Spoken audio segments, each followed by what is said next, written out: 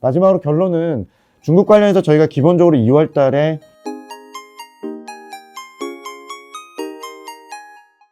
네, 안녕하십니까. 중국 투자 전략 담당하는 김경환입니다. 오늘은 2월 달 중국 자료를 좀 업데이트 드리면서 3월 5일 전인대를 앞두고 중국 시장이 최근에 조금 흔들리고 있는데 관련해서 좀 업데이트 드리면서 연간 전망에서 저희가 봤었던 그림들도 조금 한번 리마인드하는 차원에서 지켜보시면 될 것 같습니다. 이번 자료 제목은 전인대 장세가 앞당겨진 입증의 시간이고요. 결과적으로 최근 리오프닝 행보 자체가 상당히 빨라지면서 시장이 중국의 회복 자체를 검증하려는 시각들도 좀 빨라지고 있다. 그래서 2월 달은 어떻게 보면 조금 이 검증의 과정에서 시장이 조금 신중한 모습을 좀 보이고 있다고 보시면 될 것 같습니다. 저희 기존의 연간 전망에서 몇 가지 틀을 잡고 중국을 바라보고 있는데 그와 관련해서 조금 리마인드를 먼저 좀 드리도록 하겠습니다. 올해 중국이 어떤 차이나 플레이라고 얘기하는 중국 관련 자산들을 매수하는 이 전략은 수비에서 공격으로 좀 전환할 필요가 있다. 즉 해외 투자를 하는 데 있어서 중국물에 대한 비중은 올해 확대해 놔야 된다고 말씀드리고 있고요. 비단 올해 중국의 성장률이 작년 대비 굉장히 기저가 낮은데 올해 이제 5.6% 성장하는 부분만 말씀을 드리는 건 아니고요. 작년의 경우에는 중국이 유동성을 확장했음에도 불구하고 중장기 대출이 급락을 하면서 아무것도 사실은 작동하지 않았던 해였다면 올해는 비슷한 정책을 써도 효과가 높아지는 해고 그런 것들이 작동을 하면서 저희가 예측을 좀 하기가 쉬워지는 해라고 보고 있습니다. 최소한 1분기에는 지표 반등 예상이 되고 2분기에도 여러 가지로 저희가 미리 검증해 드릴 수 있는 것들이 있기 때문에 일단은 비중을 좀 확대하는 과정으로 조정이 있을 경우에는 좀 낙관적인 전략을 좀 제시해 드렸고요. 두 번째 저희가 이제 연간 전망에서 중국 관련해서 작년에 시장이 좀 어떻게 보면 투자 심리가 극악했던 이유가 중국 관련 3대 위험인 체제, 규제, 그리고 부동산과 방역으로 인한 장기 침체 이 세 가지 위험에 대해서 올해 여전히 재평가할 것들이 저희 많이 남아있다고 생각합니다. 특히 중국의 최근에 이 장기금리 추이를 보면은 10월 달에 2.6%까지 국채 10년물 금리가 빠졌었는데 이 올라오는 과정이 지금 진행을 하고 있고 여전히 굉장히 낮은 레벨이기 때문에 앞으로 중국이 침체를 벗어나고 자금 수요가 살아나고 정책에 대한 신뢰도가 높아지는 과정이 아직 좀 많이 남아있다고 생각을 합니다. 미국을 보실 때는 미국 CPI나 미국의 금리 많이 보시지만 사실 중국 국채 금리나 이런 것들 생소하실 수 있겠지만 저희가 텔레그램 채널 같은 것들 통해서 국채 10년물 금리를 중국 쪽도 많이 업데이트 드리고 있는데 이 레벨 자체가 앞으로 국정 지지율이나 자금 수요 여러 가지를 시사하기 때문에 주목하시면 좋을 것 같고요. 그리고 올해 정말 중요한 지표 한 가지만 꼽아봐라라고 한다면 중국의 밸류에이션을 선행하는 중장기 대출, 신규 중장기 대출을 저희가 업데이트 드리고 있습니다. 올해 중국의 모든 지표들을 뜯는 과정은 결국에 신규 중장기 대출이 우상향하는지를 예측해 드리는 거고 올해 3분기까지 우상향 예측을 드렸습니다. 그리고 올해 이제 중국이 리오프닝 하는 과정에서 어떻게 보면 11월부터 1월 달까지 중국의 리오프닝 관련 소비나 서비스, 부동산, 금융 전반적으로 이미 주가가 1차적으로 선반영을 좀 했습니다만 앞으로 갈 길이 좀 많이 남아있다고 생각을 합니다. 저희는 올해 중국의 소비, 서비스, 가계, 민간기업 이런 쪽이 지난 3년 동안 기존 추세 대비 상당히 많이 망가져 있는 상황이기 때문에 탄력적인 속도나 좀 차별화는 있겠습니다만 전반적으로는 우상향하거나 상승 여력이 좀 크기 때문에 잘 옥석거리를 하면 올해 좀 좋은 수익이 날 수 있는 쪽이 이쪽이라고 생각을 좀 갖고 있습니다. 최근 리오프닝 관련해서 조금 더 좁혀서 말씀을 드리겠습니다. 아무래도 3월 5일에 전인대가 있기 때문에 전인대 앞두고 사실은 춘절 연휴의 이제 소비 패턴들을 좀 보면서 특징을 좀 먼저 말씀을 드리면 이번 춘절 연휴 때 중국의 소비는 전반적으로 양호하긴 했는데 이미 많이 알려진 대로 중국의 여행이나 어떤 트래픽 관련 지표들이나 항공, 공항, 관광 이런 것들은 전반적으로 좋았지만 상대적으로는 소비재나 이런 소비는 좀 평범했다고 보시면 될 것 같고요. 그에 반해서 이제 주택 거래라든지 부동산 경기는 좀 부진한 편이었습니다. 그래서 지금 중국의 회복 속도는 서비스, 그리고 중저가 소비재, 그리고 부동산 경기, 그리고 중고가 소비재 이런 형태로 회복 패턴을 밟아갈 걸로 보고 있고요. 투자 관련된 경기에 관련된 수요는 좀 더 검증 과정이 3월에 있어야 된다라고 순서를 좀 나눠 볼 수 있을 것 같습니다. 전인대가 이제 곧 열리기 때문에 전인대 관련된 얘기를 좀 드리도록 하겠습니다. 사실은 전인대의 경우는 전인대를 앞둔 2월 달이 좀 더 장세가 좋았던 경향을 좀 보였었는데요. 그 이유는 전인대 앞두고 2월 달에 대출과 유동성이 좀 많이 풀리기도 하고, 전반적으로 정책들이 3월 5일 회기 때 한 일주일 정도 발표하는 내용보다 이미 2월 달에 각 부처나 지방정부가 많이 내용을 좀 공개하기 때문인데, 이번 전인대도 분명히 의미가 있다라고 저는 생각을 갖고 있습니다. 전인대는 이번 그 총리가 교체되는 자리이기도 하지만, 연간 목표를 좀 제시하는 과정에서 주목하실 포인트가, 사실은 올해 중국 성장률 목표를 대략 5% 이상으로만 제시하면 큰 문제는 없을 것 같고요.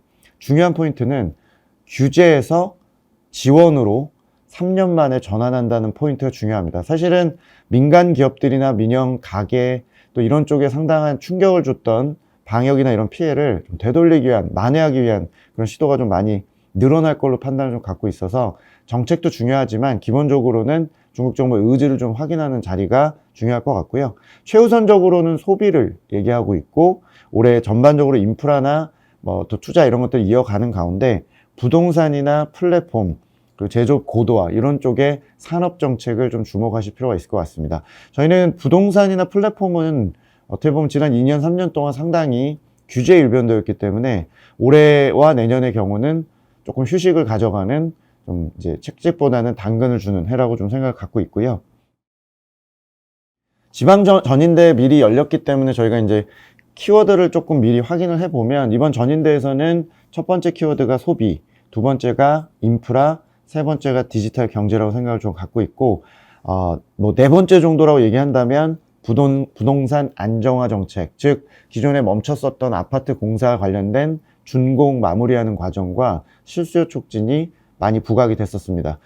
이번에 이제 소비를 제시한 거는 주목하실 요인이, 이번 3월 달에 중국이 뭐 특별 국채라든지 상당한 추경을 통해서 소비 쿠폰 지급이나 이런 것들을 지원할 가능성이 좀 있기 때문에 주목하실 필요가 있을 것 같고요. 민영 기업들이나 플랫폼 쪽에 대한 좀 지원책을 상당히 강조를 하고 있는데, 이게 립서비스에서 끝날지 아니면 2분기까지 추가적인 지원책이 나올지 여부도 이번 전인대에서 좀 확인해 드리도록 하겠습니다. 저희가 이제 그 3월까지 전인대는 앞두고 있고, 최근 2월 달에 조금 시장이 춘절 이후에 좀 흔들리고 있습니다. 뭐 사실은 11월 이후에 본토 증시는 저점 대비 한 25%까지 상승을 했었고, 홍콩 증시는 11월 저점 대비 사실은 50% 정도 오른 상황에서 정상적인 수급에 의한 조금 저항이라고 저희는 생각을 갖고 있고요. 기간 조정이 좀 길어지지 않을 걸로 저희는 생각을 갖고 있습니다. 그럼에도 불구하고 2월 달의 경우는 대출과 유동성 기대는 꽤 높지만 실제 지표들이 발표가 좀 적은 편이기 때문에 시장이 좀 대기하고 있다고 보시면 될 것 같고, 앞으로 저희가 계속 업데이트 드리겠지만 연간 캘린더로 상반기를 저희가 보면 많은 이벤트가 좀 집중돼 있어서 꼭 체크해야 될 상황들 말씀드리겠습니다. 시장은 분명히 지금 리오프닝에 대해서 선반영을 했고 기대치가 굉장히 높아져 있습니다. 이걸 입증하는 과정에서 몇 가지 체크 포인트라고 한다면, 앞서 말씀드린 첫 번째가 중장기 대출이 확장을 유지하는지 여부입니다. 이 부분이 계속 시장을 지지하는 부분이 될 것 같고요. 리오프닝의 안정성, 그리고 소비 잠재력이 발휘가 되는지, 즉 최근에 초과 저축도 많이 돼 있고 여러 가지로 못 썼기 때문에 많이 된다는 의견과 여전히 어렵다는 의견도 좀 있는데요. 소비 잠재력에 대한 이 부분을 확인하는 방법을 말씀을 드릴 거고, 무엇보다 이제 주택 거래라고 해서 저희가 올해 중국 부동산 경기가 과연 2년 만에 대략 1분기쯤에 바닥 확인을 하는지가 리오프닝에 상당히 많은 부분의 퍼즐을 좌우한다고 생각을 하고 있기 때문에 확인 방법도 말씀을 좀 드리고요. 네 번째 마지막으로는 저희 국내 테크나 반도체 쪽에 좀 연동이 되는 중국의 재고 조정이 언제쯤 마무리되는지, 그리고 누가 먼저 수입을 하고 가격이 회복되는지도 체크할 필요가 있을 것 같습니다. 저희는 일단 지금 현재 기간 조정 길지 않을 것 같고 3월까지 비중 확대 기회로 보고 있는데, 3월 이후에 이런 지표 확인 이후에 갈림길로 생각해 볼 수 있을 것 같습니다. 더 확대할지 유지할지 스타일을 바꿀지에 대해서 좀 더 짚어볼 필요가 있을 것 같고요. 일단 뭐 중장기 대출 관련해서는 1, 2월 달 지표는 큰 이상이 없고, 저희가 지금 촬영을 하고 있는 이번 주 기준으로 사실은 그 대출이 나올 텐데 이번 데이터가 굉장히 좋을 걸로 예상을 합니다. 1, 2월에는 정부가 공급을 통해서 밀어붙이기 식으로 이제 공급을 하는 거고, 앞으로의 관건은 대출에서 이제 나머지 절반을 차지하는 가계 쪽 대출이 자생적으로 본인들의 수요를 통해서 회복하는지를 체크할 필요가 있을 것 같고요. 두 번째는 리오프닝 관련해서 초과 저축이 상당히 많이 늘어났었는데 이 부분이 이제 나오려고 한다면, 결국에는 그 어떤 사람들의 이동이나 리오프닝의 물리적인 부분도 중요하지만 춘절 때 확인이 안 된 소비재 쪽의 지출이 늘어나는지도 확인할 필요가 있습니다. 저희는 중국의 서비스 PMI에서 고용 데이터, 즉 보기 어려우시면 서비스 PMI가 2월, 3월에 계속 반등하는지를 확인해 보면 임금 상승을 통해서 고용 시장이 타이트해지고 소비재 지출이 나올 수 있는 그런 어떤 프로세스로 보고 있기 때문에 앞으로 선행 지표가 좀 많이 보여줄 수 있는 부분이 있을 거로 생각합니다. 세 번째가 중국의 주택 거래와 가격 반등 가능성인데요. 중국 부동산 가격이 지금 현재 고점 대비 한 25% 빠진 상태에서 금리는 대략 1.5% 정도 이미 작년 대비 지금 이미 하락한 상황에서 회복을 좀 기다리고 있는 단계입니다. 부양카드가 아직 많이 남아있지만 그래도 최대한 썼던 부양책들이 효과가 나는지를 체크해 드릴 예정입니다. 그래서 저희가 전반적으로 지표들을 이번 달 자료에 좀 많이 나열해 놨습니다. 그러니까 결론을 저희는 제시했지만 이 과정을 하나하나 좀 더 검증을 해드릴 예정이고 주간과 월간으로 체크할 수 있는 데이터들이 많이 있습니다. 특히 저는 이 데이터 중에서 주택거래 데이터를 항상 강조드리고 있고요. 보시는 데이터는 30대 도시 주택 거래 면적을 춘절 이후로 기존 추세로 가는지를 좀 보여드리는 건데 이게 이제 과거 2016, 19년 정도로 추세로 붙으면 상당한 호재로 볼 수 있고 반면에 작년에 이미 한 20, 30% 감소한 주택 거래 상황으로 돌아가거나 혹은 더 낮게 유지될 경우에는 굉장한 악재로 좀 생각을 합니다. 저희가 이 데이터는 6주 정도면 대략 갈림길이 이제 나오기 때문에 6주 안에 확인이 될 거라고 보고 있고요. 만약에 추세로 붙는 모습을 보이면서 주택 경기가 안정화된다면 중국의 장기 금리가 우상향하고 대출 수요가 느는 부분으로 볼 수 있으며 또 역자산 효과로 인해서 소비를 줄였던 가계가 소비의 심리가 더 회복되는 요인도 될 수 있고 주택 거래가 ንም으로써 인프라 투자를 할 수 있는 재원을 확보하는 지방정부 재정 수입 쪽에도 임팩트가 있기 때문에 주택 거래를 하나만 골라서 보더라도 큰 어떤 무리가 없다는 게 저희 생각입니다. 이 부분은 저희는 좀 더 다음 달까지 확인을 해 드릴 거고요. 월간 지표 중에서는 앞서 소비재 관련해서 서비스 PMI 혹은 서비스 PMI 안에 고용 데이터 업데이트 예정입니다. 사실은 이 데이터가 최근에 이제 1월 달에 크게 반등을 했고 저희가 이 데이터는 스마트폰 출하량처럼 중국의 소비재를 좀 선행한다라고 말씀드리고 있습니다. 중국의 고용시장이 지금 실업률이 높다고 나오지만 사실 이주 노동자 혹은 대도시에 와서 농촌에서 와서 이렇게 일했던 젊은 20, 30대들이 사실은 이번 실업 이후에 사실 굉장히 분산돼 있고 막상 2분기에 사람을 찾으려고 하면 찾기가 어려운 국면이 이어질 거라고 저희는 판단을 합니다. 이쪽의 소비는 사실 중저가 쪽의 소비라고 보고 있고 중저가 소비 쪽에서 대표적으로 의류나 화장품 그리고 교체를 미뤘던 스마트폰 이런 것들이 대표적으로 2월 이후에 상당히 강하게 반등할 거라고 보고 있고 이 데이터를 끌고 가는 거는 서비스 PMI 쪽이나 고용 데이터라고 생각하시면 될 것 같습니다. 이 데이터 역시도 저희는 우상향으로 앞으로 2, 3개월 좀 보고 있습니다.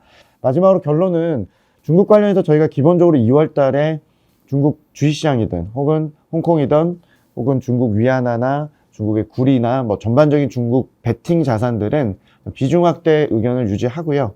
중국은 여전히 1분기와 2분기에 전년비 혹은 전분기 대비해서 반등을 세게 할 수 있는 여력을 좀 갖고 있기 때문에 여전히 비중을 좀 가져가는 전략이 필요하다는 의견을 좀 드리겠습니다.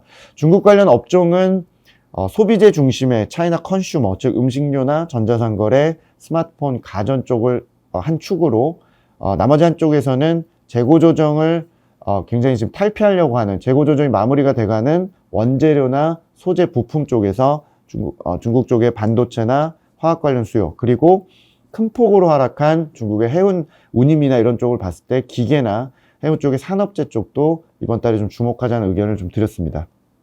저희가 중국발 인플레 관련해서 좀 우려들이 좀 있으실 수 있는데요. 저희는 아까도 말씀드렸지만 중국의 리오프닝의 소비 수요의 회복은 서비스, 소비, 부동산, 그리고 고가 소비, 투자 수요 이런 순이기 때문에 지금 현재 중국발 리오프닝 기대로 유가나 커머디티 이런 것들이 다 동시다발적으로 올랐었는데 이게 계속적으로 가긴 좀 어렵다고 저희는 생각을 합니다. 커머디티, 상품 가격, 원자재 이런 것들은 향후 1, 2개월 정도는 좀 보수적으로 혹은 굉장히 변동성이 클 수 있다는 부분을 보시면서 먼저 소비 쪽에 포커싱을 맞출 필요가 있고 인플레를 논하기에는 상반기엔 여전히 굉장히 이르다 이렇게 생각합니다.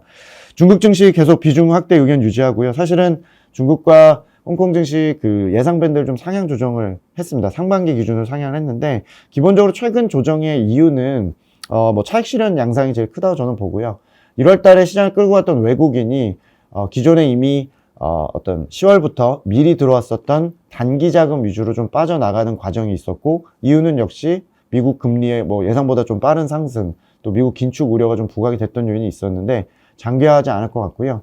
중국의 방향성을 좀 보면서 투자를 한다고 가정을 했을 때 비중 확대 기회라는 의견을 유지하도록 하겠습니다. 이번 기간 조정은 전반적으로 길지 않을 걸로 생각하고, 홍콩 증시 역시 지금 현재 밸류에이션 부담이 높진 않은데 단기적으로 급상승으로 인한 수급 소화 과정, 또 공매도 증가에 따른 단기 조정이라고 좀 판단을 갖고 있습니다.